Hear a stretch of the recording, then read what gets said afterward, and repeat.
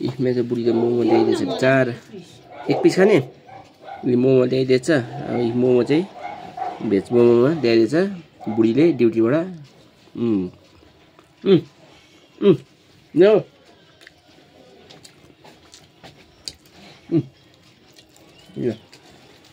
ल्याएछ बिचाराले।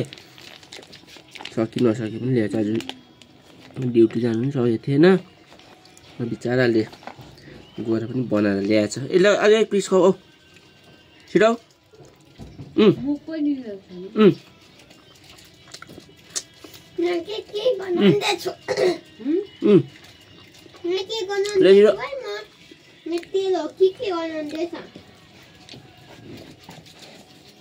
ल ल्याइदिएछ नि त बिचारा।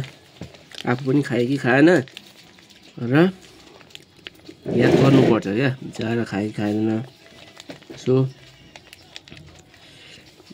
बुढीले सम्झेर ल्याइदिएछ र बुढीले पनि त सोच्नु पर्यो खायो कि खाएन। त्यही कारण बिचाराले एक पिस भए पनि दिएको। गुड पनि खाने।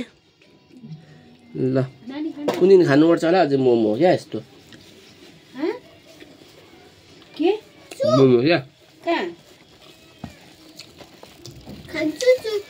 उयो खान्छस् मेगी। यसलाई आन्टीले पठाइदिएको मेगी खान्छ बनाइदेऊ न। उयो केक त खायो कि मेगी।